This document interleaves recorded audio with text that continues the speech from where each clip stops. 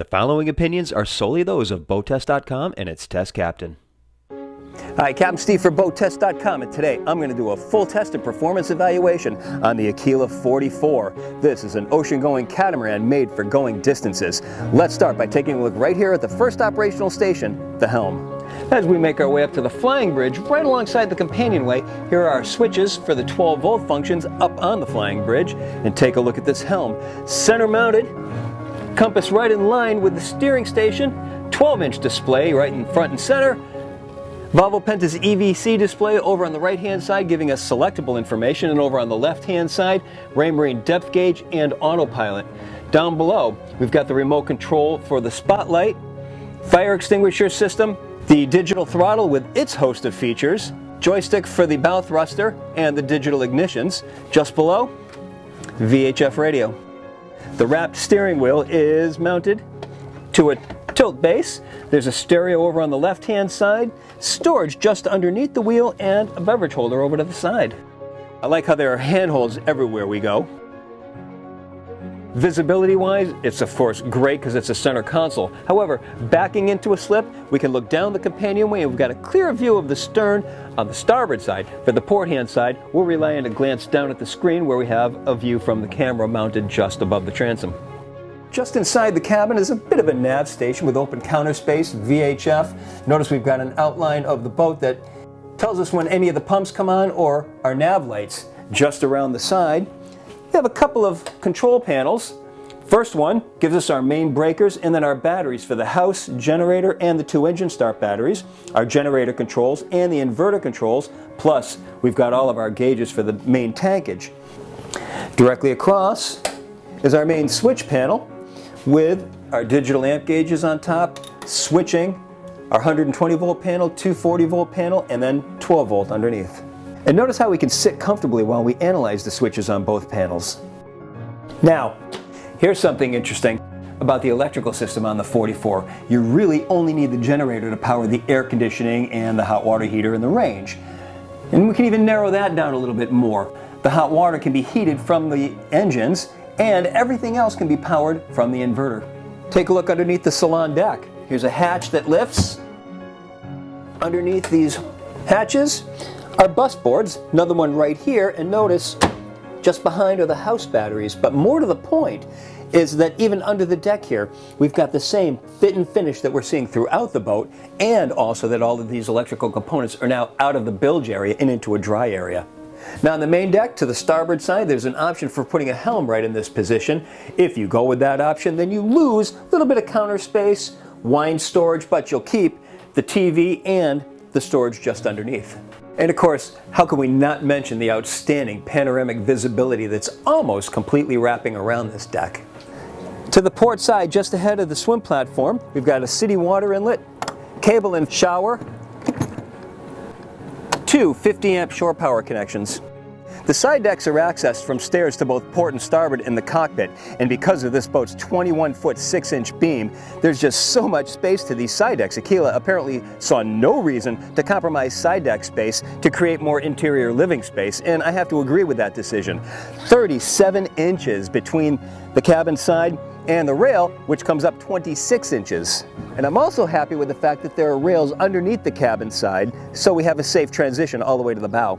The rail height continues all the way to the working end of the bow, and notice there are hatches all along the side decks and on the bow, and clearly they're made to take weight. The bow rail splits so we can have bow in docking.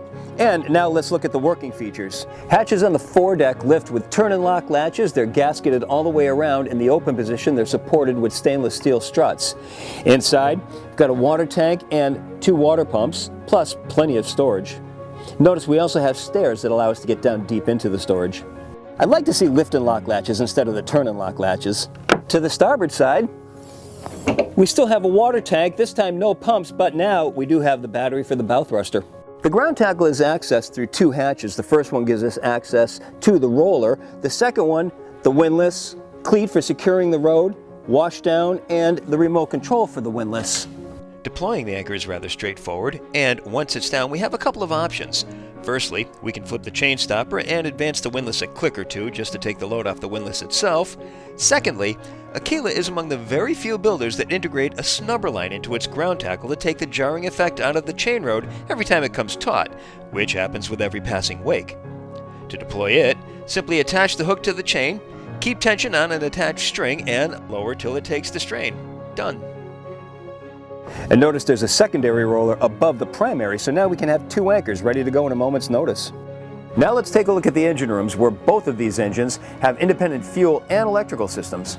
We'll start on the port side, and first observation, I'd like to see a ladder to help me get into the compartment.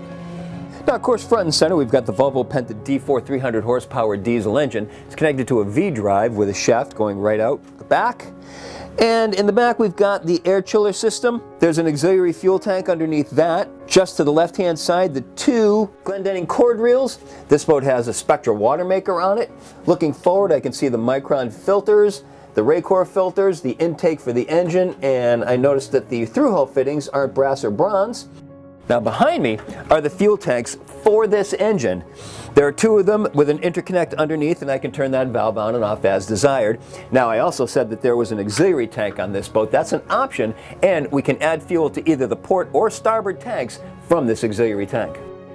Now to the starboard side, it's basically just the engine and the generator, again operating off of an independent fuel system. Now because we have the generator that's also drawing off of this fuel tank, you're able to transfer fuel from the port tank to the starboard tank one way. When it came time to get underway, I was curious to see how the 44 handled around the dock. Those props are so far apart, it should provide for some exceptional handling. And to be clear, this is a prop and rudder boat, no pods, and even though there's a bow thruster, I was intent on doing all of my maneuvers without touching it. As it turns out, my thoughts were accurate in that she's extremely well mannered around the dock. Just a pulse into gear with a single engine gets that side moving, making it easy to pull away from any dock at any angle. With no room in front or behind us, I was able to angle and bring the 44 out, show superb directional control while backing, and then rotate her with just the twin screws, again while never touching the bow thruster. Once underway, I was then able to get a good feel for how responsive she is with those props and rudders, and again, no surprise that she bends around tight turns with ease that will add confidence to any operator, especially those moving up from smaller boats. She's got all hydraulic steering, so it's a firm touch, plus there'll be no heavy cranking around the race pylons. She's got a 6-turn throw from lock to lock, so no matter how aggressive the captain, the 44 will remain comfortable. The Aquila 44 has a length overall of 44 feet 11 inches, a beam of 21 feet 6 inches, and a draft of 3 feet 10 inches with the sacrificial skegs. Without them, the draft drops down to 3 feet 3 inches.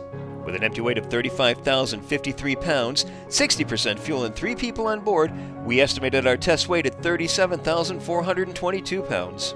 With the twin 300 horsepower Volvo Penta D4 V-drive diesels turning at 3550 RPM, we reached our top speed of 24.5 miles per hour. Best cruise was measured at 3,000 RPM.